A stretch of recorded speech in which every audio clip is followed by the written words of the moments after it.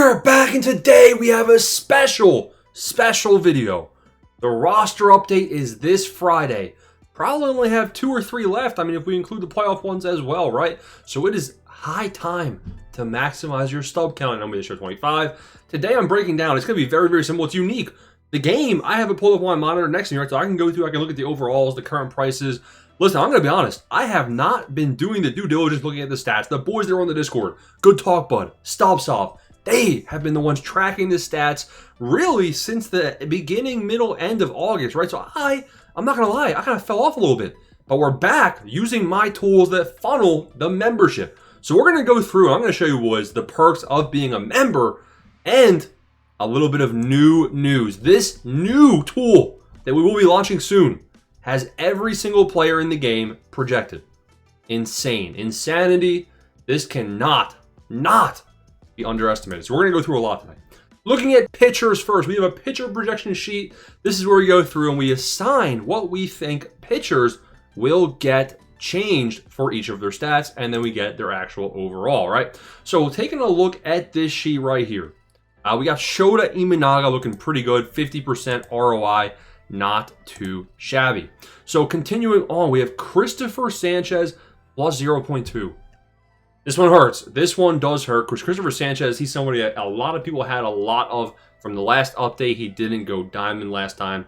Looks like he's staying at 84, which is going to be a bit of a blow. Yoshinobu Yamamoto looks plus 2.1. Pretty close. Like, there's a chance they shaft him, but I do think this is the time that he does go diamond. Now his current price is 2,200, which is it's decent, not bad. Brandon Woodruff, Mr. Inconsistent, right? So he will be a good hold because the Brewers will be in the postseason. The Brewers can be dangerous, right? So he's a good hold. I wouldn't necessarily sell him, but you should probably sell him now and then go buy somebody else to make stubs and then buy him back later. But he's going to be a good target to buy for the next update.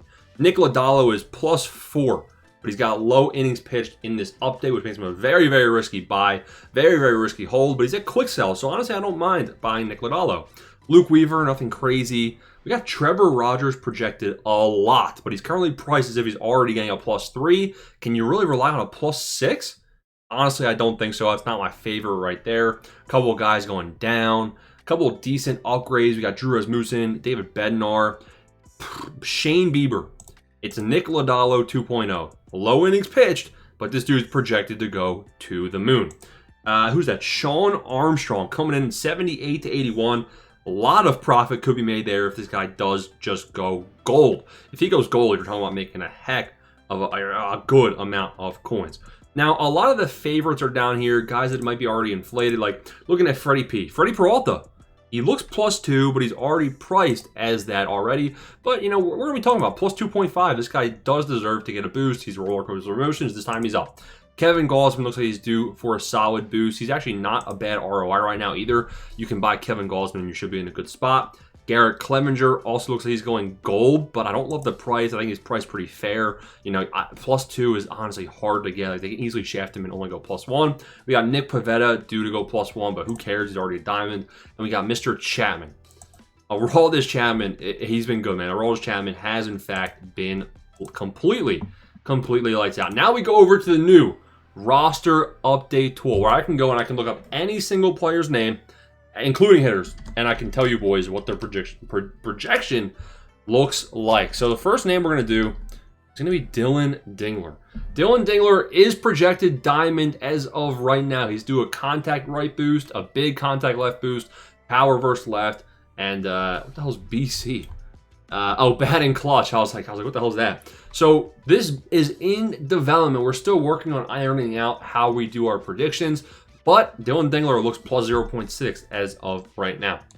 Another name that I actually think was on this pitcher projection sheet was Gabe Spear on there. Yeah, Gabe Spear actually, he's currently overpriced in the game based on what I'm seeing. We're going to go and we're going to look up Sal Frelick. And again, be a member and you will have access to this tool. So I'm not loving what I'm seeing right there for Sal. He's only slightly positive. We got Sanchez is overpriced. Mr. Zach Neto. Everybody always asks me, what is Zach Neto looking like? And I always tell them, it's not great. It's not great. Now, when we're at this point in the year, they definitely can do some things where they can like tamper. You know, they stopped really looking at season stats as much and it's pure update stats, whereas this takes into account the whole season. Like Chourio, he's actually a good long-term hold because the Brewers, again, the Brew Crew's going to be dangerous come playoff time. Geraldo Perdomo, let's take a look at him.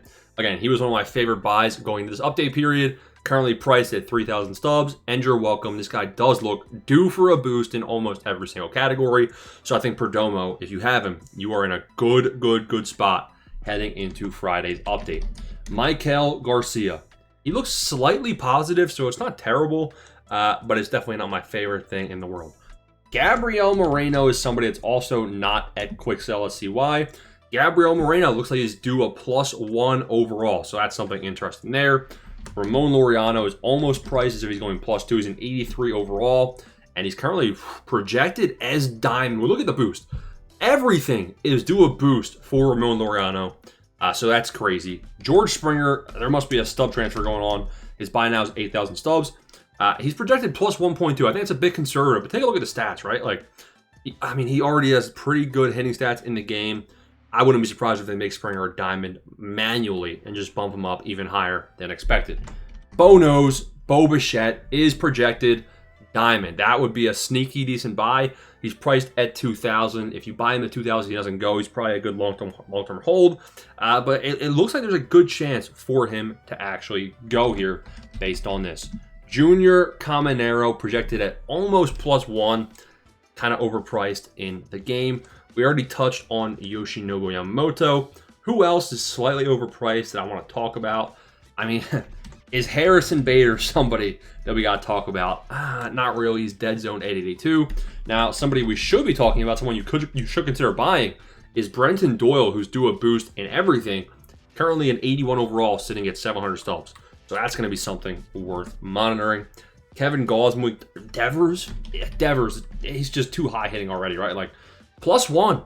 Rafael Devers is looking like a +1, already priced in to him though. Hunter Goodman, aka Brenton Doyle 2.0. This guy has come out of nowhere for the Rockies this year. Projected +1.3, and he's kind of already priced in at that point in the update.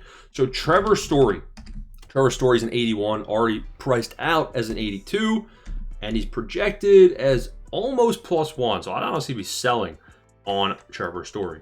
Jeff McNeil. Man, what did I miss since the All-Star break, man? Jeff McNeil, let's scroll down a little bit.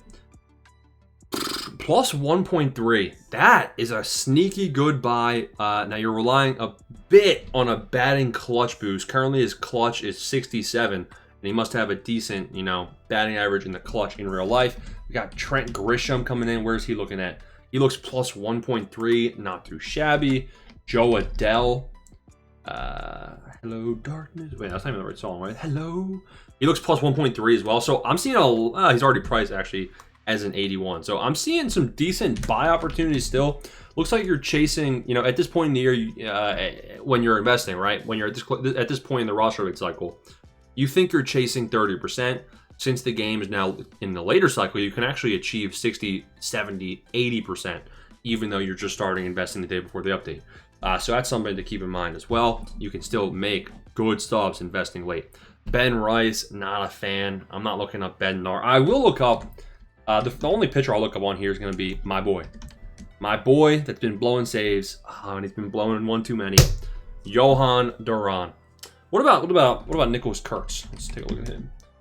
So Nick is +3, already priced in, however. So, I mean, yeah, we talked about a lot of names today. Hope you boys are excited for the new tools coming your way. Smash the subscribe button. See you boys.